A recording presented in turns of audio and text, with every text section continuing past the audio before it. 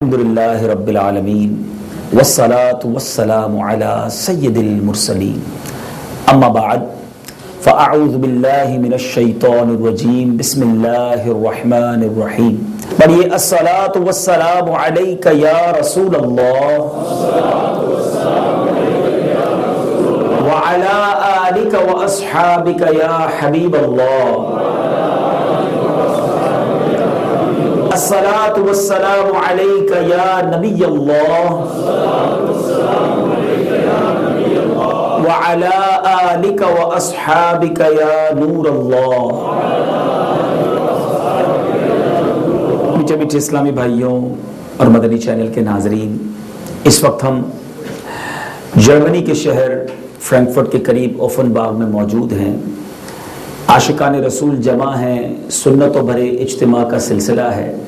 مختلف شعبہ زندگی سے تعلق رکھنے والے اسلامی بھائی تشریف لائے ہیں، جن میں علماء کرام، بزنس کمیونٹی کے لوگ، اسٹوڈنٹس، بزنس کمیونٹی کے لوگ کے ساتھ ساتھ مختلف ڈپارٹمنٹ سے تعلق رکھنے والے۔ اللہ کریم آپ سب کا یہاں جمع ہونا اپنے دربار میں قبول فرمائے۔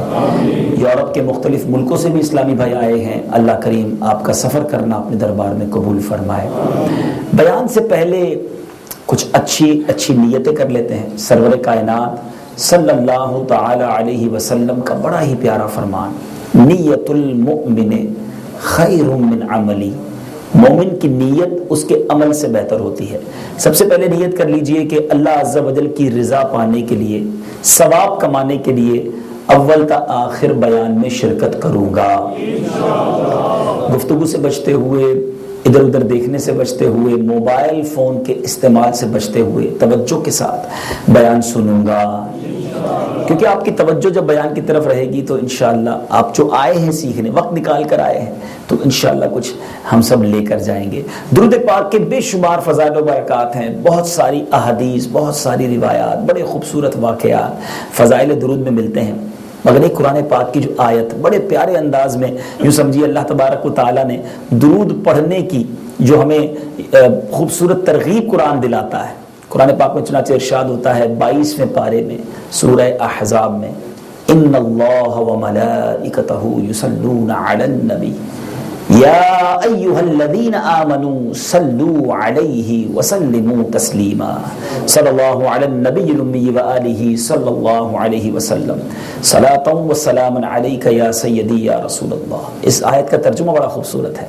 اعلیٰ حضرت مجدد دین و ملت، امام عشق و محبت، مولانا شاہ امام احمد رضا خان علیہ رحمت الرحمن بڑے پیارے انداز میں اس کا ترجمہ کرتے ہیں کہ بے شک اللہ اور اس کے فرشتے درود بھیجتے ہیں اس غیب بتانے والے نبی پر، اے ایمان والو تم بھی ان پر درود اور خوب سلام بھیجو۔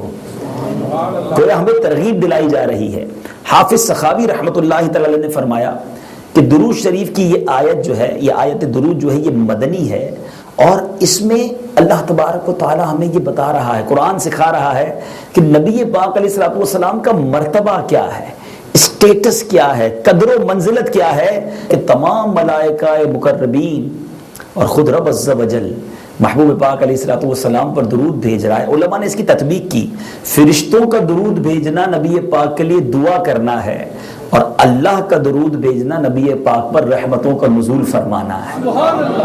اچھا، اب اس میں جو تو کچھ عربی سمجھتے ہیں کہ اس میں اس آیت میں لفظ آیا یصلون، یصلون کے جو معنی ہیں یہ ہمیشگی پر دلالت کرتا ہے، کنٹینیو ورک پر، کنٹینیو ورب ہے یہ، یعنی کنٹینیو جو کوئی کام ہو رہا ہو اس پر یہ دلالت کرتا ہے۔ ایسا نہیں کہ اللہ اور اس کے فرشتے ایک بار درود بھیجتے ہیں یا سال میں کچھ بار بھیجتے، نہیں، یصلون کنٹینیو، ہمیشہ، مسلسل سرور کائنات علیہ الصلوۃ والسلام کی بارگاہ میں درود و سلام کے تحفے پیش ہو رہے ہیں۔ اچھا، اب دنیا میں بھی کسی سے پوچھ لیں کہ یار تمہیں ساری دنیا کی نعمتیں ایک طرف، اللہ کی ایک خاص رحمت تمہیں مل جائے تو کس کو پسند کرو گے؟ تو ایک رب کی خاص رحمت مل جائے تو وہی بڑی بات ہے، مگر ذرا سوچئے نبی پاک علیہ الصلوۃ والسلام کا مقام کیا ہوگا کہ اللہ عز و جل اور اس کے تمام فرشتے ہمیشہ یصلون کنٹینیوسلی سرکار علیہ الصلوۃ والسلام پر درود و سلام کے یوں سمجھیے کہ تحفے پہنچا رہے ہیں۔ اب میرے میٹھے اسلامی بھائیوں ذرا غور کیجئے، یہ جو درود پڑھنے کی آیت کا جو حکم ہے نا، یہ سن 2 ہجری میں نازل ہوا، اور بعض علماء فرماتے ہیں کہ یہ معراج کی رات یہ حکم نازل ہوا۔ اچھا میٹھے اسلامی بھائیوں، اب یہاں پر علامہ سخاوی کی ایک بات اور سن لیجیے۔ آپ فرماتے ہیں کہ بعض بزرگوں نے فرمایا کہ شعبان سرکار دو عالم صلی اللہ علیہ وسلم پر درود بھیجنے کا مہینہ ہے، کیونکہ نبی پاک علیہ الصلوۃ والسلام پر درود بھیجنے کی آیت جو ہے وہ اسی مہینے میں نازل ہوئی ہے، تو شعبان کے مہینہ بھی اس آیت کے بارے میں پتہ چلتا ہے۔ اب کچھ چونکہ فرشتوں کی بات ہوئی ہے تو کبھی یہ سوچا کہ اللہ کے فرشتے ہیں کتنے؟ آج مردم شماری کے ذریعے، دنیا کی ہسٹری کے ذریعے پڑھیں، یا جو آج کل حساب کتاب ہو رہے ہیں، ورلڈ کی اسٹریٹجیز بنائی جا رہی ہیں، تو یہ تو پتہ چل جاتا ہے کہ انسان کتنے ہیں دنیا میں۔ اپروکسیمیٹلی جو بھی بتایا جاتا ہے 7 بلین، 7 ارب انسان اس دنیا میں ہیں، لیکن اللہ کے فرشتے کتنے ہیں؟ قرآن کہتا ہے وَمَا يَعْلَمُ جُنُودَ رَبِّكَ إِلَّا هُ، اور تیرے رب کے لشکروں کو اس کے علاوہ کوئی نہیں جانتا، اللہ کے علاوہ کوئی نہیں جانتا، ملائکہ کی تعداد کو کوئی شمار نہیں کر سکتا۔ اتنی کیٹیگریز ہیں احادیث، مختلف حدیثوں سے جو ملائکہ کے مرتبے اور ملائکہ کی قسمیں بیان ہوئیں، ذرا وہ سنیے اور اپنے ایمان کو تازہ کیجئے۔ یاد رکھیے ہمارا ایمان ہے، ہم فرشتوں پر ایمان لائے ہیں کہ اللہ کے فرشتے ہیں، لیکن اس کی معلومات بھی تو ہونی چاہیے۔ تو آج کے بیان میں ایک ایسی یونیک معلومات، ایسی انٹرسٹنگ معلومات آپ کو ملنے جا رہی ہے، جو مدنی چینل کے ناظرین ہیں وہ بھی ہمارے ساتھ شامل ہو جائیں کہ اینجلز، اللہ کے فرشتے ہیں کتنے۔ یاد رکھیے حدیثوں سے جو قسمیں بیان ہوئی، ملائکہ مقربین یہ پہلی کیٹیگری، حاملین عرش، عرش اٹھانے والے فرشتے، 7 آسمانوں میں رہنے والے اربوں سے زائد فرشتے، جنت کے پہرے دار، دوزخ کے داروغے، انسانوں کی حفاظت کرنے والے فرشتے ہیں، جیسا کہ اللہ تعالیٰ قرآن میں فرماتا ہے یحفظون من امر اللہ، اللہ کے حکم سے حفاظت کرنے والے، سمندروں پر مقرر فرشتے، پہاڑوں پر معمور فرشتے، بادلوں پر معمور فرشتے، بارشوں پر مقرر فرشتے، پیدا ہونے سے پہلے پیدا ہونے والوں کی شکلیں بنانے پر معمور فرشتے، جسموں میں روح پھونکنے والے، نباتات اگانے والے، ہواؤں کے چلانے والے، بادلوں کو چلانے والے، رسول اکرم صلی اللہ علیہ وسلم کے دربار میں ہمارے درود پہنچانے والے فرشتے، نماز جمعہ کے لیے آنے والوں کو لکھنے والے فرشتے، نمازیوں کی تلاوت پر آمین کہنے والے فرشتے، ربنا ولک الحمد کہنے والے فرشتے، نماز کے انتظار کرنے والوں کے لیے دعا کرنے والے فرشتے۔ یہ وہ فرشتوں کی کیٹیگریز ہیں جو مختلف حدیثوں میں میرے آقا علیہ الصلوۃ والسلام نے بیان کی، علماء نے اس کو ایکسٹریکٹ کیا، استنباط کیا اور ہمارے لیے پیش کیا۔ میٹھے اسلامی بھائیوں، حضرت علامہ سخاوی رحمۃ اللہ تعالی علیہ فرماتے ہیں، حدیث عائشہ رضی اللہ تعالی عنہا میں ہے کہ 7 آسمانوں میں ایک قدم، ایک بالشت اور ہتھیلی کی مقدار کوئی ایسی جگہ نہیں جہاں کوئی فرشتہ قیام، رکوع یا سجود میں نہ ہو، کوئی ایسی جگہ نہیں ہے، اتنے فرشتے ہیں۔ امام نبہانی سعادت الدارین میں لکھتے ہیں فرشتے اللہ کا سب سے بڑا لشکر ہیں۔ حدیث میں نبی پاک علیہ الصلوۃ والسلام نے فرمایا آسمان چرچرایا، اور اس کو چرچرانے کا حق ہے، کیونکہ قدم بھر بھی ایسی جگہ نہیں جہاں کوئی فرشتہ رکوع یا سجدے یا قیام میں نہ ہو، اتنے رب کے فرشتے ہیں۔ اور اب کیلکولیشن کی بات کریں، میتھمیٹکس کی بات کریں، تو ایک بڑی خوبصورت تفسیر علماء نے لکھی کہ بتایا جاتا ہے کہ انسان جنات کا 10واں حصہ ہے، تو اگر انسان جنات کا 10واں حصہ ہے تو پھر اگر انسان دنیا میں 7 ارب ہیں تو ایک موٹا حساب کرتے ہیں تو اس کا مطلب تقریباً 70 ارب جو ہے وہ جنات ہو گئے۔ ٹھیک ہے جناب، پھر فرمایا اور یہ جن اور انسان مل کر خشکی کے جانوروں کا 10واں حصہ ہے۔ اس خشکی پر جو جانور ہے نا، اس کا 1/10 ہے انسان اور جنات مل جائیں، تو اگر 70 ارب جنات اور انسان ملا کر ہوتے ہیں تو اس کا مطلب 700 ارب، ذرا حساب میں ساتھ رہیے گا میرے، 700 ارب جو ہے وہ خشکی پر جانور موجود ہیں۔ پھر فرمایا کہ یہ سب مل کر پرندوں کا 10واں حصہ ہے۔ آپ نے دیکھا کتنے پرندے ہیں آسمانوں پر، تو یہ کتنے ہو گئے؟ 7000 ارب پرندے ہو گئے۔ اور آگے چلتے ہیں، فرمایا کہ یہ سب مل کر بحری جانوروں کا 10واں حصہ ہے۔ دنیا 2/3 تو پانی پر ہے نا، اور میں نے کتاب میں بھی پڑھا تھا کہ اگر اس پوری دنیا سے اناج ختم ہو جائے، کھانا پینا ختم ہو جائے، تو سمندر 100 سال تک اس پوری دنیا کو جو ہے وہ خوراک فراہم کر سکتا ہے، اس کے اندر اتنی غذائیت اور اتنی ساری چیزیں موجود ہیں. تو بہرحال یہ الگ مسئلہ ہے کہ مچھلی کے علاوہ کوئی اور جانور نہیں کھایا جا سکتا، لیکن یہ بحری جانور موجود ہیں. تو اب اگر 7,000 ارب پرندے تھے، 70,000 ارب جو ہیں وہ بن گئے سمندری جانور. پھر فرمایا کہ یہ سب ملا لیں تو یہ پہلے زمین پر مقرر فرشتوں کا 10واں حصہ ہے. اللہ نے جو زمین پر فرشتے مقرر کیے نا صرف یہ اس کا 1/10 ہے. تو اب شاید 7 لاکھ ارب بن گیا جو زمین پر صرف فرشتے ہیں. پھر فرمائیے سارے مل جائیں تو پہلے آسمان پر موجود فرشتوں کا 10واں حصہ ہے. اب تو میرا حساب بھی جواب دے رہا ہے. اب تو کیلکولیٹر کمپیوٹر ملٹیپلائی کرتے جائیں. پھر فرمائیے سارے مل جائیں تو دوسرے آسمان کے فرشتوں کا 10واں حصہ ہے. بالکل اسی طرح یہ بڑھتے بڑھتے بڑھتے 7ویں آسمان تک پہنچتے ہیں. اور فرمایا یہ جب سارے کیلکولیٹ کر لو تو یہ سب کرسی کے فرشتوں کے مقابلے میں معمولی سی جماعت بنتی ہے. پھر فرمایا یہ سب عرش کے ایک پردے کے فرشتوں کا 10واں حصہ ہے اور عرش کے پردوں کی تعداد 6 لاکھ ہے. اٹ مینز انلمیٹڈ، کوئی گن ہی نہیں سکتا. اللہ کے فرشتے اتنے ہیں. اللہ کی رحمت دیکھو، اتنی بڑی مخلوق موجود ہے رب کے فرشتوں میں، اور یہ سارے نبی پاک پر درود پاک بھیج رہے ہیں. اور یہ جب نبی پاک کی بارگاہ میں روزانہ اربوں خربوں، ارے خربوں بھی چھوٹا اماؤنٹ ہے، انلمیٹڈ درود پاک پہنچ رہے ہیں، تو پھر ہمیں تو یوں سمجھیے کہ موقع دیا جا رہا ہے، چانس دیا جا رہا ہے. اے ایمان والو، میرے آقا کو ہمارے درود کی ضرورت نہیں، یاد رکھیے گا رب نے ان کا درجہ وہ بڑھا دیا ہے، وہ مقام عطا فرمایا ہے کہ ہر گزرتا لمحہ نبی پاک علیہ الصلوۃ والسلام کا مقام بلند ہوتا چلا جا رہا ہے. اربوں خربوں درود پاک، خربوں بھی کم ہے، فرشتوں کے درود پہنچ رہے ہیں. تو میرے آقا کا مرتبہ تو ڈے بائی ڈے، لمحہ بہ لمحہ اللہ کی رحمت سے انکریز ہو رہا ہے. یہ تو ہمیں موقع دیا جا رہا ہے ایمان والو، تم بھی درود پڑھ لو اور اپنے سوئے مقدر جگا لو، اپنی جھولیوں کو بھر لو. ہمیں موقع دیا جا رہا ہے. تو بہرحال اس خوبصورت کیلکولیشن سے، اس خوبصورت معلومات سے جہاں ہمیں رب کے فرشتوں کی تعداد کے بارے میں پتا چلا، وہاں سرور کائنات صلی اللہ تعالی علیہ وسلم کی جو مقام و مرتبہ ہے رب کی بارگاہ میں وہ بھی پتا چل رہا ہے. کیونکہ میرے آقا فرشتوں کے بھی آقا ہیں، میرے آقا انسانوں کے بھی آقا ہیں. نبی پاک علیہ الصلوۃ والسلام جنات کے لیے بھی رحمت للعالمین ہیں، کیونکہ میرے آقا تمام جہانوں کے لیے رحمت للعالمین ہیں. تو کیا بات ہے نبی پاک علیہ الصلوۃ والسلام کی. بہرحال میرے میٹھے اسلامی بھائیوں، اب چونکہ اس پوری کیلکولیشن میں اس خوبصورت روایتوں اور قرآن پاک کی آیات سے احساس ہو رہا ہوگا کہ درود پاک ایک کتنا پیارا عمل ہے جو دنیا میں ہو رہا ہے. لمحہ بہ لمحہ سرور کائنات علیہ الصلوۃ والسلام کے دربار میں درود و سلام کے گجرے پیش کیے جا رہے ہیں. تو کیوں نہ ہم بھی اس خوبصورت کام میں شامل ہو جائیں. اپنا معمول بنائیے کہ روزانہ کثرت کے ساتھ درود پاک پڑھیں گے. آئیے محبت کے ساتھ بآواز بلند درود پاک پڑھیں. صلو علی الحبیب صلی اللہ تعالی علی محمد صلی اللہ علیہ وسلم. اچھا، فرشتوں کی تعداد کو کیلکولیٹ کرنے کا ایک اور بڑا خوبصورت طریقہ، کیلکولیٹ تو نہیں ہو سکتی مگر ریئلائز کرنے کا، سمجھنے کا. آپ کو معلوم ہے نبی پاک علیہ الصلوۃ والسلام کے دربار میں روزانہ صبح 70,000 فرشتے حاضری دیتے ہیں اور شام 70,000 فرشتے حاضری دیتے ہیں.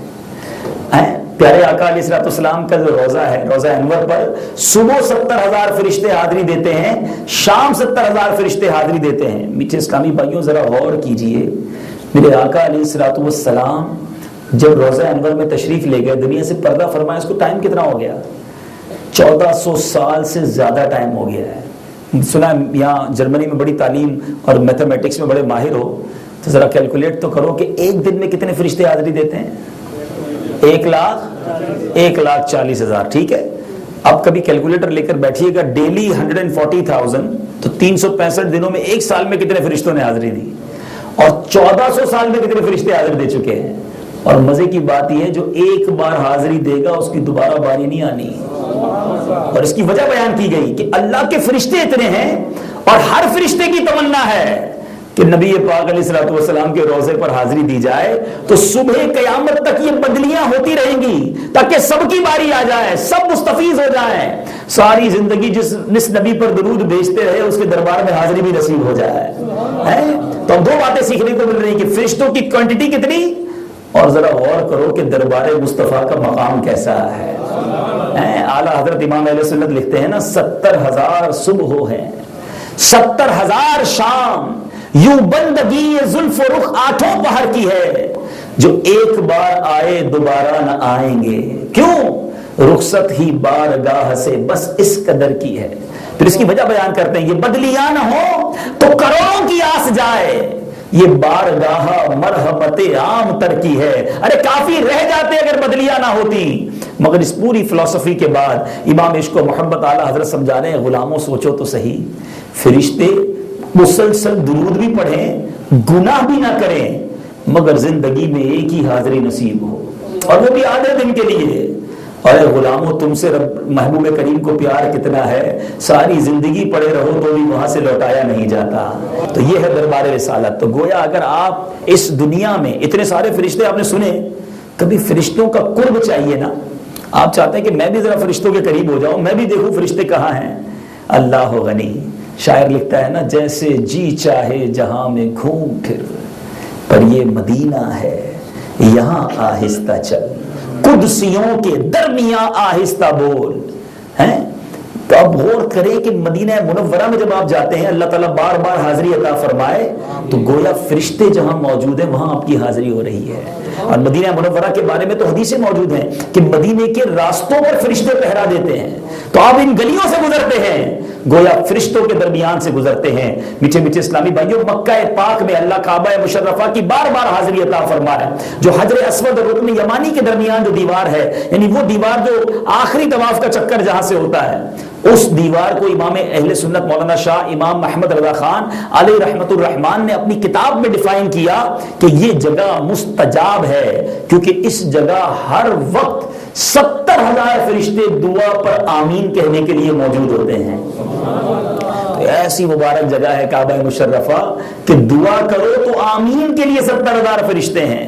تو گویا اس دنیا میں بھی if you want to، یا آپ چاہتے ہیں کہ میں فرشتوں کی صحبت، فرشتوں کا قرب اختیار کروں، تو ابھی بھی مکہ پاک پہنچ جائیں، مدینہ طیبہ جائیں، آپ اپنے آپ کو فیل کریں گے، اور ماشاءاللہ وہاں فرشتے ہر وقت موجود، اللہ کی رحمتیں نازل ہو رہی ہیں۔ اور آج جو میرے بیان کا ایک اور حصہ، کیونکہ اگلا حصہ تو درود پاک کی فضیلت پر تھا، اب جو اگلا حصہ ہے وہ یہ ہے کہ آج ان اعمال کے بارے میں کچھ سنیں گے کہ جو اعمال کریں تو فرشتے نازل ہوتے ہیں۔ اگر آپ کمپنی چاہتے ہیں انجنز کی، آپ چاہتے ہیں فرشتوں کا نزول آپ کے گھر میں ہو، آپ چاہتے ہیں فرشتوں کا ساتھ مجھے نصیب ہو، تو آج کچھ اعمال حدیثوں کے ذریعے سیکھتے ہیں کہ انسان دنیا میں رہ کر ایسے کون سے عمل کرے، ایسے کون سے انداز اختیار کرے کہ اسے فرشتوں کا ساتھ نصیب ہو جائے، فرشتے اس کے گھر میں یا اس کی آس پاس موجود رہیں۔ سبحان اللہ۔ میٹھے میٹھے اسلامی بھائیوں، ایک بڑا خوبصورت واقعہ، اور یہ واقعہ بخاری شریف میں موجود ہے۔ حضرت اسید رضی اللہ تعالیٰ عنہ صحابی تھے، حضرت اسید بن خدیر رضی اللہ تعالیٰ عنہ۔ آپ کا ایمان افروز واقعہ ہے کہ وہ رات کو سورہ بقرہ کی تلاوت کر رہے تھے، اپنے گھر میں سورہ بقرہ کی تلاوت کر رہے تھے۔ حدیث کا خلاصہ ہے، تو پاس ہی ان کا گھوڑا بندھا ہوا تھا، وہ جیسے ہی تلاوت کرتے گھوڑا اچھلنے لگتا، اور حضرت اسید خاموش ہو گئے، تو گھوڑا بھی پرسکون ہو گیا۔ دوبارہ انہوں نے پڑھنا کیا، دوبارہ گھوڑے نے اچھلنا شروع کیا، آپ خاموش ہوئے تو گھوڑا بھی خاموش ہو گیا۔ جب تھرڈ ٹائم ایسا ہوا تو ان کا بیٹا، جس کا نام تھا یحییٰ، وہ گھوڑے کے قریب تھا۔ ان کو ڈر لگا کہ یہ گھوڑا اچھل رہا ہے، کہیں بیٹے پر اس کا پیر نہ پڑ جائے، تو آپ نے تلاوت روکی، اور بچے کو جب اٹھایا تو باہر صحن میں تھا، جب اٹھایا تو آسمان کی طرف جب نگاہ گئی نا، تو انہیں بڑا عجیب منظر دیکھا کہ صاحبان کی طرح کوئی چیز انہیں دکھائی دے رہی تھی۔ رات کا وقت تھا، عجیب سے یہ جیسے فانوس لگے ہوئے، وہ تو اللہ جانتا ہے کیسا منظر ہوگا، لیکن عجیب سا ایک صاحبان، ایک فانوس، ایک خوبصورت منظر انہیں نظر آیا آسمان پہ، بڑا عجیب ہو گئی، پہلے کبھی نہیں دیکھا تھا۔ اب دیکھتے رہے، آہستہ آہستہ آہستہ وہ منظر آنکھوں سے اوجھل ہو گیا۔ صبح بارگاہ رسالت میں حاضر ہوئے، نبی پاک علیہ الصلوۃ والسلام کو یہ واقعہ بیان کیا، تو پیارے آقا نے کیا فرمایا، سنو۔ میرے آقا فرماتے، اے ابن حدیر، کتنا اچھا ہوتا اگر تو قرأت جاری رکھتا۔ یہ جملہ آپ نے 2 مرتبہ ارشاد فرمایا۔ حضرت اسید نے عرض کی، حضور مسئلہ یہ تھا کہ میں اس لیے خاموش ہو گیا، ڈر گیا کہ کہیں گھوڑا میرے بیٹے کو زخمی نہ کر دے۔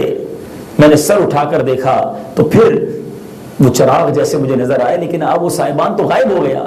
نبی پاک نے فرمایا، اے اسید، تم جانتے ہو وہ کیا تھا؟ عرض کی، حضور نہیں، تو فرمایا وہ فرشتے تھے جو تمہاری آواز سن کر نزدیک آ گئے تھے. اگر تم قرآن کی تلاوت جاری رکھتے تو صبح ان فرشتوں کو دوسرے لوگ بھی دیکھ لیتے اور وہ ان کی نظروں سے پوشیدہ نہ ہوتے.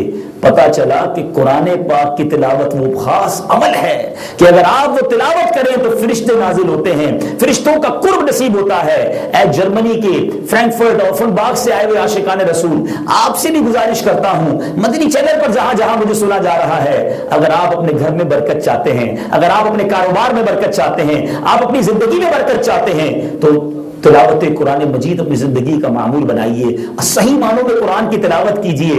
انشاءاللہ دلوں پر سکینہ نازل ہوگا, برکتیں نازل ہوں گی, فرشتوں کا نزول ہوگا. ایک اور بڑی خوبصورت حدیث پاک, اس سے اور انڈرسٹینڈنگ آسان ہو جائے گی. یہ نہیں بخاری شریف کی حدیث, حضرت ابو ہریرہ رضی اللہ تعالیٰ راوی ہے, کہتے ہیں کہ نبی پاک علیہ الصلوۃ والسلام نے زکوٰۃ کے مال کی حفاظت رمضان میں میرے سپرد کی تو میں خدمت میں لگ گیا. اب ایک آنے والا چور آیا, اور وہ اس حدیث کا خلاصہ بیان کر رہا ہوں, تو چور آیا اور وہ غلے میں سے سامان بھرنے لگا. کہتے ہیں میں نے اس کو ریڈ ہینڈ پکڑ لیا, چوری کرتے ہوئے پکڑ لیا کہ مسلمانوں کے اناج سے جو زکوٰۃ کا ہے اس سے چوری کر رہا تھا. کہ میں تجھے سرکار دو عالم صلی اللہ علیہ وسلم کی بارگاہ میں صبح پیش کروں گا. وہ کہنے لگا حضور میں بڑا غریب پریشان, بیوی بچے ہیں, عیال دار ہوں, اس لیے آیا تھا, معاف کر دیجئے. اب حضرت ابو ہریرہ کہتے ہیں مجھے رحم آیا, میں نے اسے چھوڑ دیا. جب صبح بارگاہ رسالت میں حاضر ہوئے, غور سے سنیے گا, بخاری شریف کی حدیث بیان کر رہا ہوں, نبی پاک کو اللہ نے کیسا غیب کا علم عطا کیا, کیسی نالج اللہ نے عطا کی. حضرت ابو ہریرہ نے نہیں کہا کہ یا رسول اللہ رات کیا ہوا تھا, پیارے آقا کی بارگاہ میں پیش ہوئے, پیارے آقا عرض کرتے ہیں ابو ہریرہ رات والے قیدی کا کیا ہوا. حضرت ابو ہریرہ نے نہیں بتایا, نبی پاک پوچھ رہے ہیں اے ابو ہریرہ بتاؤ رات والے قیدی کا کیا ہوا. ما فعل اسیرک البارحہ, حدیث کے الفاظ ہیں. وہ عرض کرتے ہیں یا رسول اللہ صلی اللہ تعالی علیہ وسلم اس نے اپنی ضرورت مندی کا, عیال داری کا مجبوری بتائی, میں نے چھوڑ دیا. نبی پاک نے فرمایا اس نے تجھ سے جھوٹ بولا ہے, وہ دوبارہ آئے گا. ایک تو گزرے ہوئے واقعے کی خبر دے دی, لاسٹ نائٹ کیا ہوا تھا, کمنگ نائٹ کیا ہوگا یہ بھی بتا دیا. نبی پاک نے جھوٹ بول رہا ہے, آج پھر آئے گا. کہتے ہیں اب تو میں ریڈی ہو گیا, پیارے آقا نے فرمایا تو آنا ہی آنا ہے. نبی پاک کا تو مطلب صحابہ کرام کا بھی جو انٹریکشن تھا نا پیارے آقا علیہ الصلوۃ والسلام سے, پیارے آقا کے ایک ایک لفظ پر جو یقین, جو انداز پر یقین, جو بھروسہ صحابہ کرام علیہ رضوان نے پروف کیا, وہ ہم سب کے لیے مشعل راہ ہے. اب کیا ہوا, حضرت ابو ہریرہ کہتے ہیں میں ویٹ کرتا رہا, وہ آیا, پھر چوری کرنے لگا, میں نے پھر پکڑ لیا, کہا اب نہیں چھوڑوں گا, دربار رسالت میں پیش کروں گا. پھر رونے لگا, پھر عرض کرتا حضور معاف کر دیں, بڑا غریب, بڑا محتاج, ضرورت مند. کہتے ہیں پھر رحم آیا, پھر چھوڑ دیا. صبح دربار رسالت پوچھا, میرے آقا فرماتے ہیں ابو ہریرہ رات والے قیدی کا کیا ہوا. پھر پوچھتے ہیں, عرض کی حضور وہ پھر آیا تھا لیکن بڑا ضرورت مند تھا, اپنی تکلیفیں بتا رہا تھا. نبی پاک نے فرمایا اس نے تجھ سے جھوٹ بولا ہے, وہ پھر تیرے پاس آئے گا. There is a third night again. کہتے اب نیت کر لی, اب پکڑوں گا تو نہیں چھوڑوں گا. وہ آیا, چوری کرنے آیا, آپ نے پھر پکڑا اسے. کہا اب تیسری مرتبہ ہو چکا, تو ہر بار یہ کہتا ہے میں ضرورت مند ہوں, آئندہ نہیں کروں گا. پھر آتا ہے, اب تجھے دربار رسالت میں پیش کروں گا. کہتا ہے چھوڑ دو, میں آپ کو چند ایسی باتیں سکھا دیتا ہوں جس سے اللہ تعالیٰ آپ کو بڑا فائدہ دے گا. کہا اچھا باتیں بتاؤ. کہنے لگا جب آپ اپنے بستر پر سونے کے لیے جانے لگیں تو آیت الکرسی پڑھ لیا کریں, اس کی وجہ سے صبح تک اللہ کی طرف سے تم پر ایک نگران مقرر رہے گا اور شیطان تمہارے قریب بھی نہیں پھٹکنے پائے گا. ہول نائٹ سیکیورٹی, فرشتہ حفاظت کرے گا. چنانچہ انہوں نے چھوڑ دیا, کہ اچھی بات سکھا دی. سرکار دو عالم صلی اللہ علیہ وسلم کے دربار میں پھر پہنچ گئے. نبی پاک نے فرمایا, انہوں نے جا کے سارا واقعہ سنایا کہ حضور پکڑ تو پھر لیا تھا مگر اس نے مجھے چند کلمات سکھائے, میں نے اسے چھوڑ دیا. اب سنیں سرکار دو عالم صلی اللہ تعالی علیہ وسلم نے کیا فرمایا. فرمایا وہ کلمات کون سے ہیں. میں نے اس کی کہ اس نے مجھے بتایا کہ آیت الکرسی پڑھ لیں اور بستر پر جانے سے پہلے تو فرشتہ حفاظت کرے گا, شیطان قریب نہیں آئے گا. پوری بات بتائی. تو پیارے آقا علیہ الصلوۃ والسلام نے فرمایا اے ابو ہریرہ اس نے بات تو سچ کہی ہے مگر فی نفس ہی وہ ہے بڑا جھوٹا. کیا تمہیں معلوم ہے کہ 3 راتوں سے تمہارے پاس آنے والا کون ہے. حضرت ابو ہریرہ کہتے ہیں نہیں یا رسول اللہ صلی اللہ علیہ وسلم. فرمایا وہ شیطان تھا, شیطان تمہارے پاس 3 راتوں سے آ رہا تھا. نبی پاک کو معلوم تھا مگر جو اس نے بات کہی ہے نا وہ بات ٹھیک تھی. تو اس پوری حدیث سے 2-3 باتیں سیکھنے کو مل رہی ہیں. ایک, سرکار دو عالم صلی اللہ علیہ وسلم کے پاس نالج کیسی تھی, علم کیسا تھا, اللہ کی عطا سے کیسا علم غیب تھا. ارے اعلیٰ حضرت اس مسئلے کو بڑے پیارے انداز میں ایک ہی شعر میں سولو کر دیتے ہیں, کنفیوژن ختم کر دیتے ہیں. आला हज़रत लिखते हैं और कोई गैब क्या तुमसे नेहा हो भला, नेहा कहते छुपना, या रसूल अल्लाह और कोई गैब क्या, आपसे क्या छुप सकता है, और कोई गैब क्या तुमसे नेहा हो भला, जब ना खुदा ही छुपा तुम पे करोड़ों दुरूद। सारी दुनिया में, सारी कायनात में अल्लाह तबारक व तआला को अगर किसी ने देखा है तमाम इंसानों में, वो फकत नबी पाक अलैहिस्सलाम की जात है जिन्होंने प्यारे अल्लाह अज़्ज़ व जल को अपनी आंखों से देखा। तो आज़मुल गैब तो वो खुद हुआ ना कि अल्लाह ताला को और किसी ने नहीं देखा। तो जब रब ही नबी पाक अलैहिस्सलाम के सामने ना छुपा, रब ने खुद अपना दीदार करा दिया, तो और कौन सा गैब बाकी बचता है। तो बहरहाल एक बात तो ये सीखने को मिली। और दूसरी बात जो हमारे आज के बयान का टॉपिक है कि वो अमल जो फरिश्तों का साथ देता है, वो अमल जो फरिश्तों की बरकतें हमें देता है, वो क्या है? सोते वक्त आयतुल कुर्सी पढ़े हैं, और ताकि सारी रात फरिश्ता साथ रहे, शैतान के वारों से बंदा बचा रहे। तो बात वही आ गई, तिलावत, अल्लाह का जिक्र। लेकिन हम बदकिस्मती से कितने दूर हैं। आज हमारी रातें कैसे होती हैं, हमारा सोते वक्त हाल क्या होता है? फिल्में देखते हुए। अच्छा, पहले फिल्में देखते थे लोग, अब फिल्में ड्रामे छोड़ी तो मोबाइल हाथ में होता है, अब कंप्यूटर हाथ में होता है, अब उसके दिन हम जरा पता नहीं क्या क्या देख रहे होते हैं। अरे सोचो यार, मौत, नींद जो है ना, बेसिकली ये एक तरह की मौत है। जब इंसान की आंखें बंद होती हैं, हम रोज सोते हैं, लेकिन कभी सोचा कि ये सोते वक्त मुझे कुछ भी नहीं पता चलता मेरे अतराफ में क्या हो रहा है। सोने से पहले की जो दुआ है, अल्लाहुम्मा बिइस्मिका अमूतु व अहया, हमें गौर करना है ये मौत का जिक्र सोते वक्त क्यों हो रहा है। फिर उठने के बाद अल्हम्दुलिल्लाहिल्लज़ी अहयाना बअद मा अमातना व इलैहिन नुशूर, तमाम तारीफें उस मौला के लिए जिसने मुझे मौत के बाद जिंदगी दी। बअद मा अमातना, अरे ये मौत थी जो हमें ट्रेलर दिखाया गया। रोजाना मैं और आप मौत का मजा गोया करीब से चक्कर आते हैं, पहले जाते हैं फिर आते हैं, अल्लाह फिर जगाता है। लेकिन एक नींद ऐसी सोना है कि फिर जागेगा नहीं। उस नींद की तैयारी करो। तो नींद के वक्त तो कलमा पढ़कर, तौबा करके, बल्कि बावजू सोना चाहिए। उलमा लिखते हैं, हदीस की किताबों में भी ये रिवायतें मौजूद हैं कि जो बावजू सोता है अगर इसी हालत में मर जाए तो शहीद का मर्तबा पाता है। लेकिन हमारी नींद, हम सोते वक्त इशा कज़ा करके सो रहे।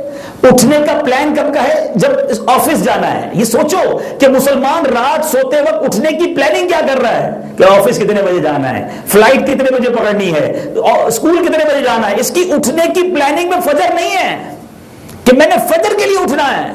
यानी सोते वक्त भी अल्लाह की नाफरमानी है, जागते की प्लानिंग में भी अल्लाह की नाफरमानी है। अरे हमारी तो सोना कैसा होना चाहिए?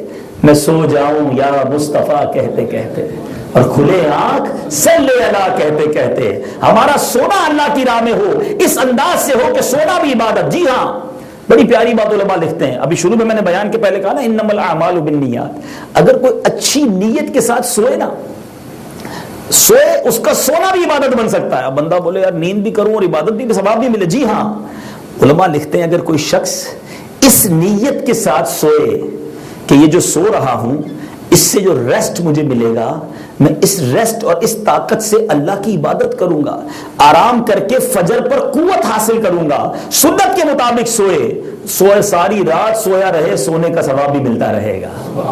तो बात वही है कि हमारा बैक ऑफ माइंड इंटेंशन क्या है। अभी मैंने 2 हदीसें आपको सुनाई हैं, एक तिलावत कुरान, फिर आराम करते वक्त आयतुल कुर्सी, जिससे आप करीब से फरिश्तों की बरकतें ले सकते हैं। एक और खूबसूरत कुरान पाक की सूरत, ये शोबुल ईमान की हदीस है और इसकी बड़ी खूबसूरत हदीस पाक है कि मेरे आका फरमाते हैं, जो शख्स जुमा में सूरह दुखान पढ़ता है वो सुबह इस हाल में करता है कि उसके गुनाह बख्श दिए गए होते हैं और हूरे ऐन से उसका जोड़ा तय पा चुका होता है। नीज जुमा या शबे जुमा सूरह दुखान की तिलावत करने वाले के लिए अल्लाह ताला जन्नत में घर तामीर फरमाता है। सबसे बढ़कर ये सुनो, 70,000 फरिश्ते उसके हक में दुआए मगफिरत करते रहते हैं। अब जरा गौर कीजिए, अब ये सूरह दुखान पढ़ने में 5-6 मिनट से ज्यादा नहीं लगते। पढ़े तो ना, कुरान से मोहब्बत हो तो पता भी हो सूरह दुखान कौन से बारे में, कहां है सूरह दुखान। लेकिन अल्लाह करे कि हमारा कुरान से ऐसा इंटरेक्शन हो जाए। अब बंदा कहे कि मैं सूरह दुखान पढ़ूं और 70,000 फरिश्ते दुआए इस्तगफार करें, दुआए मगफिरत करें, तो और क्या चाहिए मुझे। लेकिन हमें तो अगर कोई कह दे कि सूरह दुखान पढ़ने से 500 यूरो मिलेंगे, तो बंदा कहेगा बताओ कितनी बार पढ़ना है? एक बार में 500 मिलेंगे तो फिर बताओ पढ़ने की इजाजत कितनी बार है, और कोई काम ही नहीं करना सानो। تو اپنے آپ سے پوچھیں کہ دنیا کا نفع ہو تو ہم سارے کاموں کے لیے تیار، اور یہاں فرشتوں کی دعائیں مل رہی ہیں، جنت میں گھر مل رہا ہے، حور عین سے نکاح ہو رہا ہے، مگر آج بدقسمتی یہ میٹھے اسلامی بھائیوں بہت بڑی تعداد، یا مجھے بہت سارے اسٹوڈنٹس بھی نظر آ رہے ہیں، معاشرے کے مختلف فیلڈز کے اسلامی بھائی بیٹھے ہیں، میں آپ سب سے کوشچن کرتا ہوں، بڑی بڑی ڈگری ہولڈرز بیٹھے ہیں، لیکن کیا قرآن ہمیں صحیح پڑھنے آتا ہے؟ صحیح پروناؤنسیشن کے ساتھ؟ آپ نے یہاں آ کر جرمن سیکھ لی، میرے نزدیک شاید دنیا کی مشکل ترین زبانوں میں سے ایک زبان ہے، کوئی جرمن سامنے آ کر 4 جملے بولے مجھے تو کچھ بھی سمجھ نہیں آتا، اتنی مشکل، لیکن اتنی مشکل زبان آپ نے سیکھ لی، قرآن نہیں سیکھا تلفظ کے ساتھ، مخارج کے ساتھ۔ آپ فضیلتیں سنیں، کون سی دنیا کی زبان ہے، کون سی کتاب ہے جس کا اتنا سچا قرآن ہمارے درمیان ہے، مگر ہم کئی مہینے گزر جاتے ہیں قرآن نہیں کھولتے۔ ہمارے گھروں میں قرآن ہے مگر اس لیے وہ جزدان میں رکھ کر ذرا برکت کے لیے رکھ دیا، مگر ہم اس سے کتنی برکتیں اٹھاتے ہیں۔ ایسا نہ کریں میٹھے اسلامی بھائیوں، قرآن سے سچی دوستی کریں، قرآن پڑھنے کا شوق پیدا کریں، خود بھی پڑھیں، اپنے بچوں کو بھی پڑھائیں، کیونکہ ہمارے اور آپ کے مرنے کے بعد بھی ہمارے بچے یہ ویب سائٹس کھول کر، یہ سافٹ ویئر آن کر کے، یہ دنیا بھر کی اپلیکیشن کھول کر ہمیں ایصال ثواب نہیں کر سکیں گے۔ ہم کہتے ہیں میرا بچہ بڑا زبردست کمپیوٹر چلانا جانتا ہے، ارے سافٹ ویئر انجینئر بن گیا، میرا جب بھی موبائل خراب ہوتا ہے اس کو دیتا ہوں یوں ٹھیک کر دیتا ہے۔ یہ سارے سافٹ ویئر کو سکھا دیا، اپنے بچے کو قرآن سکھایا، اپنے بچے کو کچھ علم دین پڑھایا، کچھ اسلامی تاریخ کے بارے میں اس سے بتایا۔ آج حال یہ ہے اے میرے بیچ اسلامی بھائیوں جو یہاں اور یورپ، امریکہ اور ویسٹرن ورلڈ میں بالخصوص مجھے سن رہے ہیں، اپنے آپ سے پوچھیں، بلکہ چھوڑ سکے نا ایک چھوٹا سا سروے، آپ کے گھر پہ بہت سارے آتے ہوتے ہیں، میں آپ کو ایک مدنی سروے کروانا چاہتا ہوں۔ کبھی بیٹھے اپنی فیملی کے ساتھ، سب کو ایک کاپی دے دیں، 5-6 صفحات ہوں اس میں، اور سب کے ہاتھ میں پین دے دیں، اور سب کو کہیں کہ پہلے صفحے پر آپ لکھیں کہ آپ کو کتنے اداکار، گلوکار، شو بز کے لوگوں کے نام آتے ہیں۔ شاید ایک صفحہ کم پڑ جائے گا، بہت سارے صفحے بھر دیں گے۔ پھر کہہ رہا بیٹا لکھو کتنے سپورٹس مین کے نام پتہ ہیں، کرکٹر، فٹ بالر، کھلاڑیوں کے نام لکھو، نہ جانے اس کے بھی کتنے وہ صفحے بھر دیں گے۔ پھر کہنا کہ بتاؤ کتنے سیاست دانوں کے نام پتہ ہیں، دنیا کے لیڈرز کے نام پتہ ہیں، ذرا وہ لکھو، تو وہ بھی کئی نام لکھ دیں گے۔ پھر پوچھنا بیٹا بتاؤ کتنے نبیوں کے نام پتہ ہے۔ اگلے صفحے پر کہنا لکھو کتنے صحابہ کے نام پتہ ہے۔ اس کے بعد والے صفحے پر کہنا لکھو بیٹا کتنے اولیاء کے نام پتہ ہے۔ یہ 6-7 صفحات کے بعد آپ کو پکچر سامنے آئے گی کہ میں کدھر جا رہا ہوں، میں نے اپنی فیملی کی کیا تربیت کی ہے، میں مسلمان ہوں، مجھے مرنا ہے، اور مرنے کے بعد بہترین جو ثواب جاریہ والے کام ہے نا وہ اچھی اولاد ہے۔ اعمال نامہ تو ڈسکنٹینیو ہو جائے گا نا، میں تو نیکی نہیں کر سکوں گا۔ اب 3 ہی چیزیں ہیں حدیث پاک میں، بندے کے مرنے کے بعد اس کا نامہ اعمال منقطع ہو جاتا ہے۔ خلاصہ حدیث یہ ہے کہ 3 کام ہیں جو مرنے کے بعد بھی کنٹینیو رہتے ہیں۔ اس میں پہلا صدقہ جاریہ، کوئی ایسا کام کر جائے انسان جو مسجد بناتے ہیں، جو نیکی کا کام کرتے ہیں، بہت اچھی بات ہے، مرنے کے بعد وہ ثواب ان کے لیے جاری رہتا ہے۔ دوسرا فرمایا علم، یہ علماء جو کتابیں چھوڑ جاتے ہیں، شاگرد چھوڑ جاتے ہیں، آفرین ہے ان پر، کتنا بڑا ان کا یہ کام ہوا کرتا ہے۔ اور تیسرا جو ہر ہم میں سے موجود بندہ کر سکتا ہے، اچھی اولاد، نیک اولاد جو باپ کے مرنے کے بعد اس کے لیے دعا کرے، اس کے لیے ثواب پہنچائے۔ سوچو کیا ایسی اولاد ہم نے تیار کی ہے؟ بلکہ جن اسلامی بھائیوں کی شادی نہیں ہوئی نا، جو نوجوان ہیں، میں ان کو ایک مدنی پھول دینا چاہتا ہوں۔ کل ایک نوجوان مجھ سے ملے اور وہ سوال کر رہے تھے کہ ہماری جو ہے وہ ریلیشن شپ کیسی ہونی چاہیے، شادی کے لیے کیا خیال کرنا چاہیے، کیسی فیملی دیکھنی چاہیے۔ میں نے ان کو ایک بات بتائی جو میں نے کتاب میں پڑھی تھی، کہ وہ مرد جس کی ابھی شادی نہیں ہوئی، اس پر اس کی آنے والی اولاد کا ایک حق ہے۔ اٹس امیزنگ کہ ابھی شادی نہیں ہوئی اور اولاد کا حق ہے۔ جی کتابوں میں لکھا کہ اس آنے والی اولاد کے لیے اچھی ماں تلاش کرے۔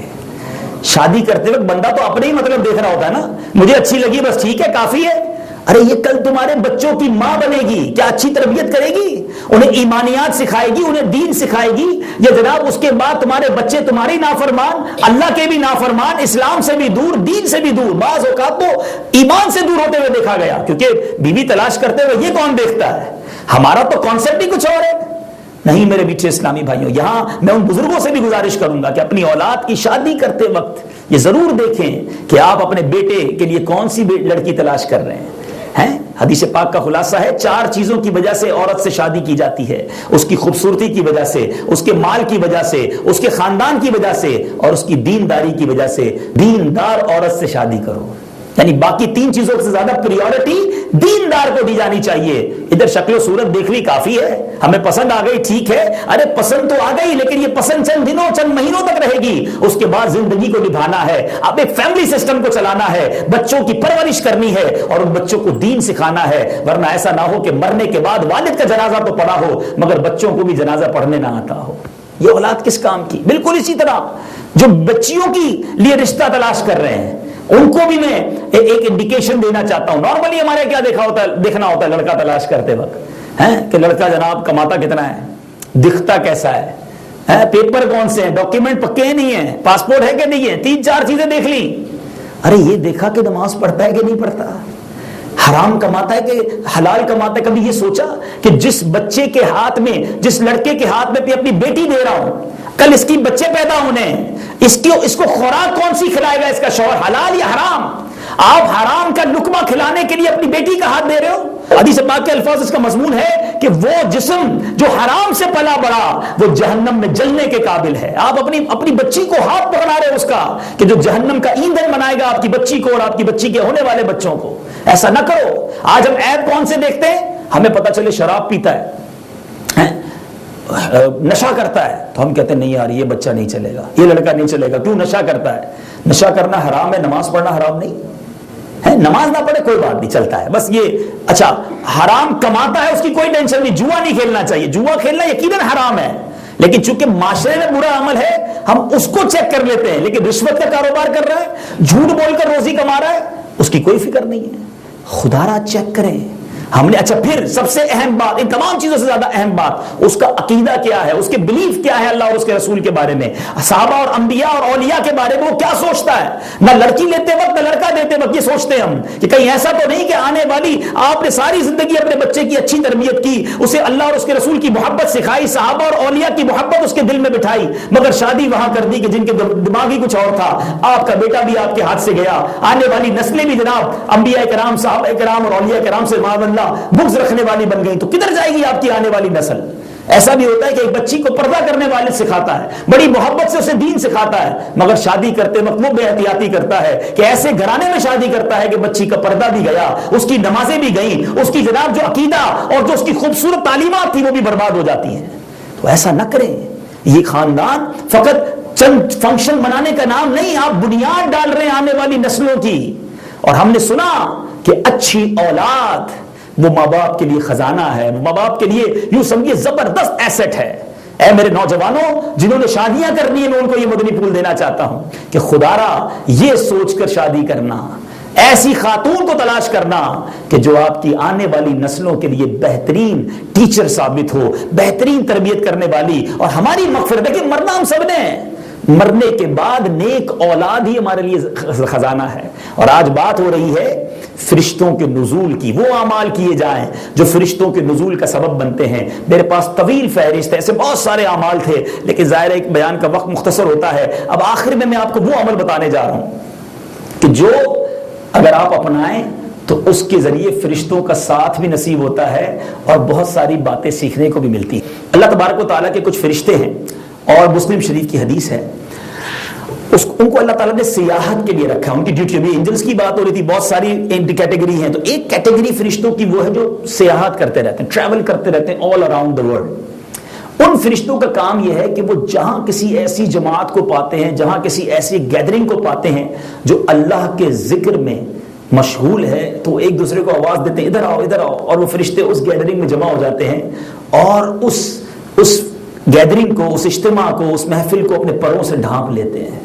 اللہ کی رحمت سے امید ہے, بڑی امید ہے اللہ کی رحمت سے کہ اوفن باغ میں ہونے والے اس اجتماع کو بھی فرشتوں نے اپنے پروں سے ڈھانپا ہوا ہوگا, کیونکہ ہم یہاں کسی دنیاوی مقصد کے لیے جمع نہیں ہوئے. میرا تو کوئی بھی رشتہ دار نہیں ہے یہاں پر. آپ میں سے کئی ایسے ہوں گے جو پہلی بار ایک دوسرے کو دیکھ رہے ہوں گے. دیر از اونلی ون ریزن, اللہ کی رحمت سے حسن ظن رکھتا ہوں کہ آپ کا بھی یہی ہوگا کہ اللہ کی رضا کے لیے یہ وقت لے کر آئے ہیں. تو فرشتے ایسی محفل کو جہاں اللہ کی ذکر ہو رہا ہو اپنے پروں سے ڈھانپتے ہیں, پھر واپس جاتے تو کیا ہوتا ہے؟ فرشتے اللہ کی بارگاہ میں جب جاتے ہیں, خلاصہ اس حدیث کا یہ ہے, اللہ فرماتا ہے, اللہ تعالیٰ سب جانتا ہے, فرماتا ہے میرے فرشتوں کہاں سے آ رہے ہو؟ وہ عرض کرتے ہیں یا اللہ عز و جل تیرے بندے ایک جگہ بیٹھ کر تیرا ذکر کر رہے ہیں. اللہ ارشاد فرماتے ہیں میرے بندے کہتے کیا تھے؟ کہ یا اللہ وہ تیری تکبیر, تسمیح, تحمید اور تمجید کر رہے تھے. اللہ فرماتا ہے یہ بتا وہ کیا مانگتے تھے؟ فرشتے جواب دیتے ہیں مولا تجھ سے تیری جنت کا سوال کر رہے تھے. اللہ فرماتا ہے کیا جنت دیکھی؟ عرض کرتے ہیں مولا جنت دیکھی نہیں. ارشاد فرماتا ہے جنت دیکھ لیتے تو کیا کرتے؟ فرشتے عرض کرتے ہیں مولا اگر تیری جنت دیکھ لیتے تو اور محبت سے جنت مانگتے. ارشاد ہوتا ہے فرشتوں بتاؤ وہ کس چیز سے پناہ مانگتے تھے؟ فرشتے عرض کرتے ہیں مولا وہ جہنم سے پناہ مانگ رہے تھے. کہا میرے فرشتوں کیا ان لوگوں نے جہنم کو دیکھا ہے؟ فرشتے عرض کرتے ہیں نہیں مولا جہنم دیکھی نہیں. ارشاد فرماتا ہے اگر جہنم دیکھ لیتے تو کیا کرتے؟ عرض کرتے ہیں مولا اگر تیرے بندے جہنم دیکھ لیتے تو اور روتے اور گر گڑاتے, تڑپتے اور تجھ سے معافی مانگتے. یہ تفصیلات سن کر اللہ کیا فرماتا ہے دیکھو, اللہ فرماتا ہے اے گروہ ملائکہ میں تمہیں گواہ بنا کر کہتا ہوں میں نے ان سب کو بخش دیا. جن بندوں نے مجھے دیکھا نہیں میری حمد کر رہے ہیں, جنہوں نے جنت دیکھی نہیں جنت مانگ رہے ہیں, جنہوں نے دوزخ نہیں دیکھی مگر دوزخ سے پناہ مانگ رہے ہیں, فرشتوں گواہ ہو جاؤ میں نے سب کی مغفرت کر دی. اب غور سے سنو اے وہ اسلامی بھائیوں جو ایسے اجتماعات میں شرکت کرتے ہیں, اور وہ اسلامی بھائی بالخصوص جن کو بلایا جائے تو کہتے ہیں ٹائم نہیں ہے, میرے پاس وقت نہیں ہے, ارے بھائی بڑا بیزی ہوں, میرے پاس ان چیزوں کا ٹائم نہیں ہے. سنو یہ اجتماعات, یہ اس طرح کی محفلیں کس طرح فرشتوں کے نزول کا باعث اور مغفرتوں کے نزول کا باعث ہیں. فرشتے عرض کرتے ہیں یا اللہ ان میں ایک ایسا بھی شخص تھا جو ذکر کرنے نہیں آیا, اس محفل کے لیے تیری عبادت کرنے نہیں آیا, وہ تو اپنے کسی پرسنل کام سے آیا تھا. ہو سکتا ہے یہاں ایسا بھی کوئی بھائی بیٹھا ہو جو کسی سے ملنے آیا ہو. سنو چونکہ محفل اچھی ہے, اجتماع اچھا ہے, اللہ کے اور اس کے رسول کے ذکر کی باتیں ہو رہی ہیں. اللہ فرماتا ہے میرے فرشتوں یہ وہ لوگ ہیں جن کا ہم نشین بھی محروم نہیں رہتا, میں نے اس کی بھی مغفرت فرما دی. کسی اور ریزن سے آیا تو بھی مغفرت کر دی. یہ ہے اچھے لوگوں کی صحبت, یہ ہے اچھے اجتماعات کی برکت. ایک وہ لوگ ہیں جو سنیما گھروں میں صحبتیں تلاش کرتے ہیں, جو کلبز اور کیسینوں میں جا کر خوشیاں محسوس کرتے ہیں, جو ایسے دوستوں کو تلاش کرتے ہیں جو برائی کے اڈے کی طرف لے جائے. اگر آج بھی تو سنڈے ہے, آج بھی تو اتوار ہے, بہت ساری جگہوں پر رقص و سرور کی محفلیں سجی ہوں گی. یہ اللہ اور اس کے رسول کا ہم پر کرم ہے کہ آج چھٹی والے دن بھی گناہوں سے بچ کر اس نے ہمیں اپنے اور اپنے حبیب علیہ الصلوۃ والسلام کے ذکر کے اس اجتماع میں شرکت کی سعادت بخشی. کیا خوبصورت شعر شاعر لکھتے ہیں کہ کہیں پہ رونق ہے میں کشوں کی, کہیں پہ رونق ہے میں کشوں کی, کہیں پہ محفل ہے دل جلوں کی. یہ کتنے خوش بخت ہیں جو اپنے نبی کی محفل سجا رہے ہیں.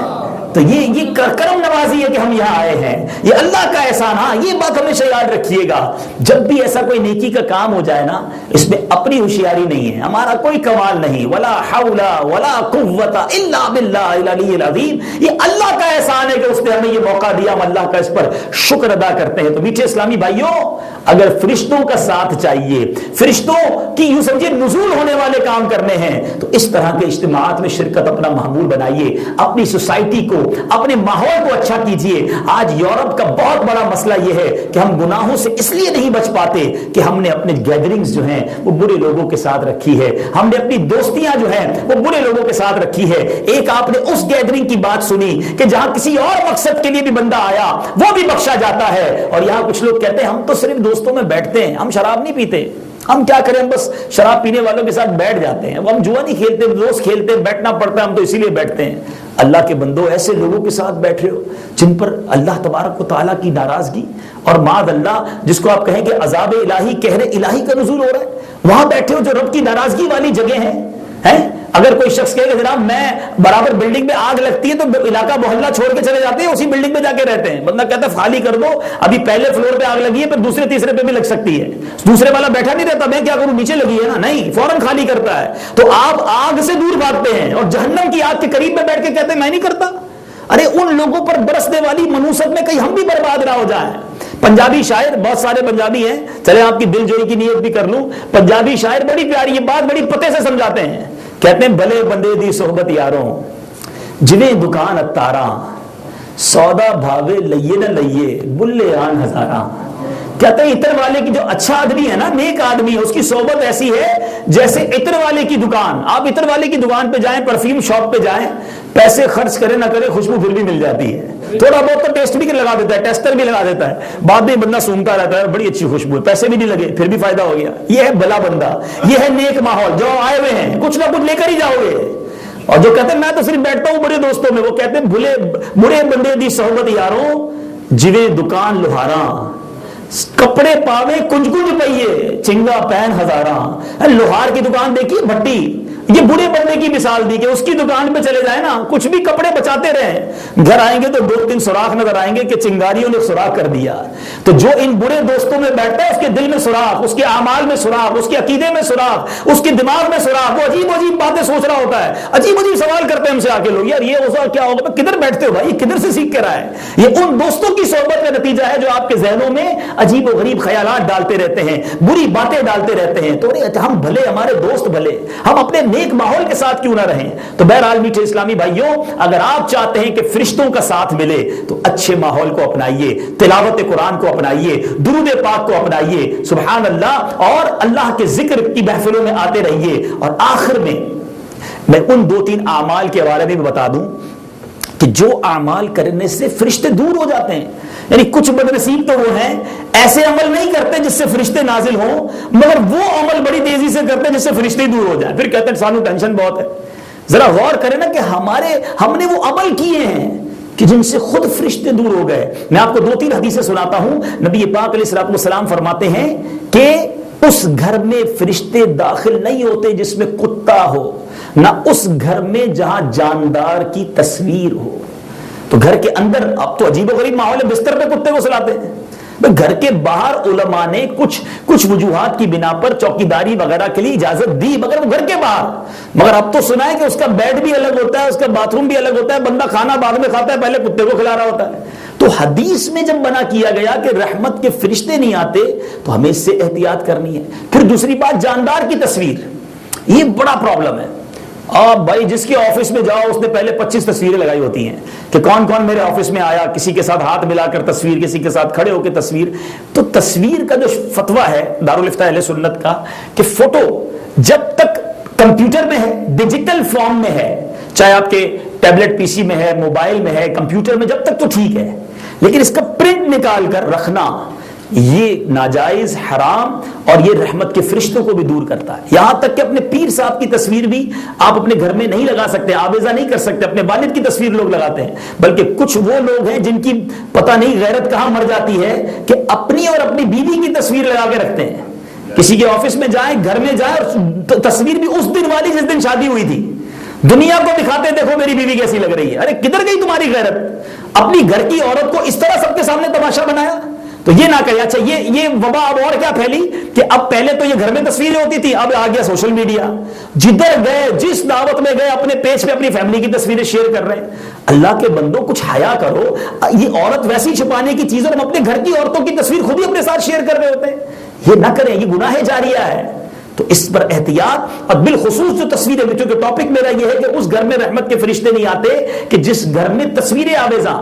کچھ لوگوں نے تو عجیب، کبھی کبھی کسی مسلمان کے گھر میں جائے حیرت ہوتی ہے کہ مسلمان کا گھر ہے غیر مسلم کا، عجیب عجیب بت لگائے ہوئے ہیں، کبھی کسی جانور کو سجا کے لگایا ہوا ہے.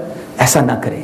تو یہ اس سے آپ خود اپنے گھر پر رحمت کے فرشتوں کا داخلہ بند کر رہے. جائیے گا آج گھر جا کر اور سروے کیجیے گا اپنے گھر میں کہ کہیں کوئی ایسی تصویر تو نہیں لگی ہوئی، اس کو نکال دیں تاکہ رحمت کے فرشتے آئیں، بیماریاں دور ہوں، میرے گھر سے پرابلمز دور ہوں، اور میرے گھر میں رحمتوں کا نزول ہو. اور ایک اور بات، ایک وہ عمل جو بڑی کثرت سے ہو رہا ہے، اور وہ یہ ہے کہ حدیث پاک کا خلاصہ ہے کہ جب بندہ جھوٹ بولتا ہے تو اس کی جھوٹ کی بدبو سے فرشتہ 1 میل دور ہو جاتا ہے. اب بتائیے کون سا، یعنی پہلے تو یہ سنا تھا کہ لوگ کبھی کبھی جھوٹ بولتے ہیں، ابھی تو ایسا لگتا ہے کبھی کبھی سچ بولتے ہیں، ہر بات میں جھوٹ. ہر بات میں جھوٹ. اچھا جھوٹے لطیفے سنانے ہیں, دوستوں کو خوش کرنے کے لیے جھوٹ بولنا ہے, نہ کرو ایسا. سچے آقا کے غلام ہو, سچے بن کر رہو. سچی بات سکھاتے یہ ہیں, سیدھی راہ چلاتے یہ ہیں, نبی پاک سچے, اور ہم ان کے غلام ہو کر معاذ اللہ جھوٹ بولے. تو جھوٹ بولنے سے بھی فرشتے دور ہوتے ہیں. اور بات چلی ہے جھوٹ کی, تو بڑے دردناک پہلو کی طرف مجھے بتایا بھی گیا, اس لیے میں اس موضوع کو 1-2 منٹ میں کمپلیٹ کرتا ہوں. اور بالخصوص یہ یورپ, امریکہ, اس وقت اگر یوکے میں بھی مجھے عاشقان رسول سن رہے اور اس پیغام کو بھی پہنچائے آگے کہ آج ویزا لینے کے لیے, اپنے ڈاکیومنٹس بنانے کے لیے, اپنے آپ کسی ملک میں سیٹل ڈاؤن ہونے کے لیے لوگ فارم کے اوپر اپنے آپ کو معاذ اللہ غیر مسلم ظاہر کرتے ہیں. میں فلاں فرقے سے تعلق رکھتا ہوں, میں فلاں فرقے والا ہوں جو کہ اسلام میں نہیں ہے, تاکہ مجھے کسی جگہ پولیٹیکل ایزائلم مل جائے, مجھے جناب سیاسی پناہ مل جائے. یاد رکھیں میں آپ کو شرعی مسئلہ بتا رہا ہوں, اور ایک بات مجھے امید ہے آپ کو پتا ہوگی, لیکن میں آپ کو مزید تاکید کے لیے سمجھا دوں. ساری دنیا کی نعمتیں ایک طرف اور ایمان ایک طرف. ایمان نہیں تو کچھ بھی نہیں ہے. اگر ایمان ہی چلا گیا تو پھر تو جنت میں داخلہ ہے ہی نہیں نا. بے ایمانوں کا جنت میں کیا کام؟ گناہگار کتنا ہی بندہ کیوں نہ ہو, اگر ایمان ساتھ ہے اور ایمان لے کر قبر میں چلا گیا تو اللہ کی رحمت سے ضرور کرم ہوگا. اور اگر گناہوں کی سزا بھی ملی تو اس کے بعد بھی ہمیشہ ہمیشہ کے لیے جنت ہے نا, وہ مسلمانوں ہی کے لیے ہے. تو ایمان سے بڑھ کر کچھ نہیں. اگر کوئی غیر مسلم بے ایمان ہے اور اربوں پتی ہے, اس کے پاس ایمان نہیں نا, اور اس کے مقابلے میں ایک ایمان والا غریب ہے, وہ بڑا امیر ہے. کہ میں بڑا امیر و کبیر ہوں, شہ دو جہاں کا اسیر ہوں. پیارے آقا کے غلام میں بڑے امیر ہیں ہم. تو ایمان بہت ضروری ہے. تو سنیے میں شرعی مسئلہ بیان کرنے جا رہا ہوں. جو شخص یہ کہے کہ اگر میرا فلاں کام نہ ہوا تو میں کافر ہو جاؤں گا, یہ مذاق مذاق میں بھی جملے کہتے ہیں نا, وہ شخص یہ کہتے ہی کافر ہو گیا, کیونکہ ارادہ کفر ہے, اور ارادہ کفر بھی کفر ہے. کفر کیا نہیں, فقط ارادہ کیا نا کہ میں معاذ اللہ یہ ہو جاؤں گا, فلاں مذہب اختیار کر لوں گا, یہ سوچتے ہی, یہ ارادہ کرتے ہی وہ کفر میں چلا گیا. تو ایسے خیالات اور ایسی باتیں بھی نہیں کرنا چاہیے. سوال کیا گیا کہ مسلمان ایجنٹ نے کسی مسلمان کو ویزا فارم پر اپنے آپ کو غیر مسلم کسی مذہب کا لکھنے کے لیے کہا تو کیا حکم ہے؟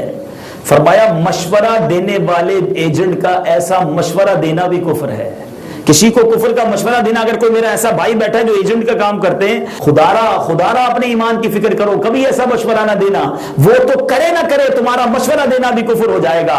اور میٹھے اسلامی بھائیوں, دوسرا جس کو مشورہ دیا گیا اس کو یہ مسترد کرنا, اس کو ڈینائی کرنا اس پر لازم ہے. فتاوی عالمگیری میں ہے, دوسرے کو کافر ہونے کا حکم یا مشورہ دینے والے پر حکم کفر ہے. خواہ جس کو حکم یا مشورہ دیا گیا ہو وہ کفر کرے یا نہ کرے, وہ کرے یا نہ کرے, مشورہ دینے والے پر حکم کفر لگ جائے گا. تو اس سے بچنا ہے. اسی طرح بعض لوگ جو میں نے شروع میں کہا کہ اپنے آپ کو سیٹل ڈاؤن کرنے کے لیے ویزا فارم پر رقم بچانے کے لیے یا جلدی پروسیس ہو جائے اپنے آپ کو کوئی اور مذہب کا لکھتے ہیں. سنیے, اس کے بارے میں فرمایا کہ اس پر بھی حکم کفر ہے. بلکہ کہا میں یہ ہو جاؤں گا, معاذ اللہ کو کہ میں غیر مسلم ہو جاؤں گا, یہ کہنے والے کے بارے میں بھی اعلیٰ حضرت فرماتے ہیں عزم کفر, یعنی کافر ہونے کا ارادہ کرنا, یہ بھی کفر ہے. اللہ تعالیٰ مجھے اور آپ کو اپنے ایمان کی فکر نصیب فرما. ہمیں اس کی احتیاط بھی کرنی ہے اور دوسروں تک یہ میسج بھی پہنچانا ہے کہ کہیں ایسا نہ ہو کہ چند منٹوں کی غلطی ایمان سے خارج کر دے اور ایمان چلا گیا تو کچھ نہیں بچے گا. لیکن یہ سب پتہ کیوں ہوتا ہے؟ علم دین سے دوری کی وجہ سے, اچھے ماحول سے دوری کی وجہ سے. میں دوبارہ دعوت دیتا ہوں, اے جرمنی میں رہنے والوں, آپ کے پاس دعوت اسلامی ہے. ہم نے بہت آگے جانا ہے. ابھی ہم یہ سمجھے بہت پیچھے ہیں, دین کا کام ابھی بہت کرنا باقی. ہمیں ہمارے امیر اہل سنت نے بہت بڑا طویل مقصد دیا ہے. آئیے مل کر دہراتے ہیں. ہمارا مدنی مقصد کیا ہے؟ مجھے اپنی اور ساری دنیا کے لوگوں کی اصلاح کی کوشش کرنی ہے انشاءاللہ عز و جل. اب ساری دنیا کے لوگوں کی اصلاح کی کوشش کرنی ہے تو کچھ کرنا پڑے گا نا. اپنی بھی اصلاح کرنی ہے اور ساری دنیا کے لوگوں کی اصلاح کرنی ہے. آئیے دعوت اسلامی کے دست و بازو بنے. اللہ تعالیٰ سے دعا کرتا ہوں اللہ کریم ہمیں دعوت اسلامی کے مدنی ماحول پر استقامت نصیب فرمائے, اس مدنی ماحول کا ساتھ دینے کی توفیق بھی عطا فرمائے. اور اگر پریکٹیکلی آپ نے اپنے آپ کو تبدیل کرنا ہے نا تو 3 دن کا مدنی قافلہ, یہ اپنی عادت بنائیں. ماشاءاللہ میں نے دیکھا جرمنی میں بہت سارے مدنی قافلے سفر کرتے رہتے ہیں, تو آپ ان مدنی قافلوں میں 3 دن نکالیں. بہت سارے اسلامی بھائی کے پاس ٹائم ہوتا ہے. میں ہاتھ نہیں اٹھواؤں گا کہ آپ میں سے کس کو نماز پراپر پڑھنے آتی ہے, قرآن تجوید کے ساتھ آتا ہے, وضو کے فرائض پتہ ہیں, غسل کے فرائض پتہ ہیں, نماز جنازہ آتی ہے. میں ہاتھ نہیں اٹھواؤں گا, مگر اپنے آپ سے پوچھو یہ سب کب سیکھیں گے؟ تو یہ 3 دن کے مدنی قافلوں میں سفر کرتے رہیے, وقت نکالیے. اسلامی بھائیوں کو خود پکڑ لیں کہ بھائی بتائیں اب اگلا مدنی قافلہ کب ہے, میں 3 دن آپ کے ساتھ چلوں گا. بہت لطف آتا ہے. اللہ کے گھر میں جب 3 دن رہو گے تو رحمتیں ہی رحمتیں. مہمان اللہ کے ہوں گے تو انشاءاللہ جھولی بھی رب نے بھرنی ہے. 5 نمازیں با جماعت, تو تہجد, تو اشراق چاش, تو اوابین, تو دنیا بھر میں جہاں کہیں مجھے سنا جا رہا ہے میں عرض کروں گا اسلامی بھائی جو ہیں وہ مدنی قافلوں میں سفر کریں, بلکہ اس میں اسلامی بہنیں اپنا کردار ادا کریں. یہ گھر کی خواتین بڑی کہتے ہیں نا وہ ضدیں کر کر کے بڑے کام منوائیں ہم سے, پکنکوں پہ لے جاتے ہیں, پتہ نہیں کدھر کدھر لے جاتے ہیں. تو اسلامی بہنیں مگر مجھے سن رہی ہیں تو اپنے گھر کے جو محارم ہیں ان کو تیار کریں کہ آپ جائیں مدنی قافلے میں. آپ کے گھر کے اگر محارم مدنی قافلے میں جائیں گے تو ان کی برکتیں آپ کو بھی ملیں گی انشاءاللہ. اللہ تعالی ہم سب کو عمل کرنے کی توفیق عطا فرمائے. آمین بجاہ النبی الامین صلی اللہ تعالی علیہ وسلم.